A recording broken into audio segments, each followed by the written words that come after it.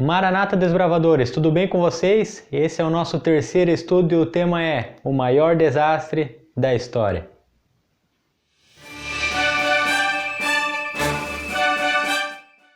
Muito bem, desbravador, seja bem-vindo. Esse é o nosso terceiro estudo e eu fico muito feliz de estar aqui novamente com você. E para você entender melhor a nossa temática de hoje, que é o maior desastre da história, a gente vai relembrar um pouquinho sobre a criação aqui dessa terra, a criação do homem, quando Deus os fez.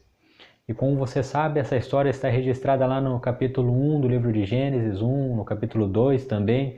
E lá a gente encontra Deus criando essa terra e criando o ser humano. Lá diz que Deus ele criou a vegetação, que Deus criou a luz, fez a separação das águas do firmamento, criou toda a vegetação, criou os animais e por fim, lá no sexto dia, ele também criou o ser humano. Mas olha que interessante o que a Bíblia diz a respeito dessa criação de Deus. Acompanhe comigo a leitura de Gênesis 1, verso 31.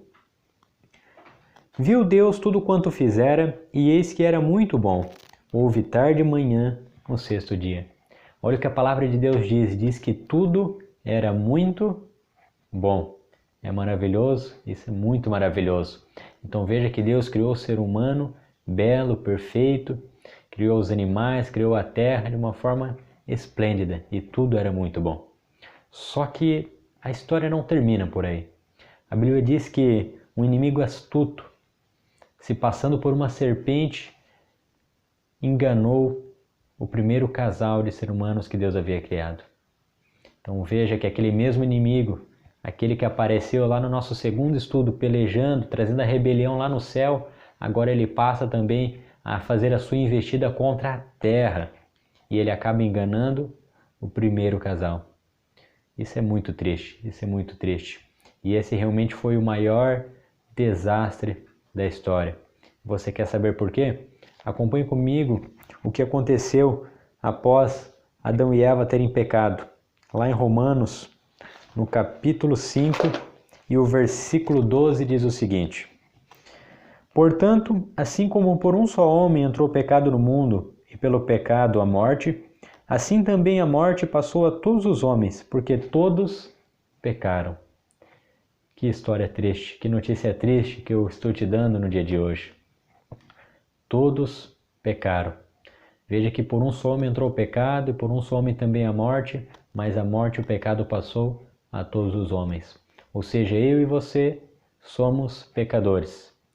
Talvez você deve estar pensando, poxa, mas eu, aqui com meus 12, 13, 14 anos de idade, eu sou pecador? Mas eu nem fiz nada de mal.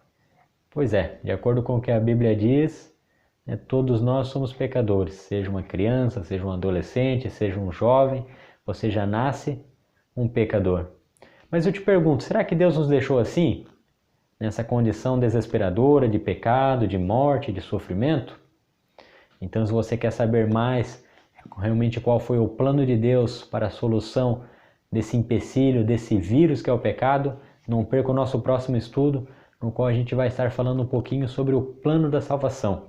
E é só para dar um spoiler para você, o nosso estudo vai estar baseado em João 3,16. Você sabe o que diz lá? Lá diz que todo aquele que nele crê não vai perecer, mas vai ter a vida eterna. Então não perca. Maranata, desbravadores!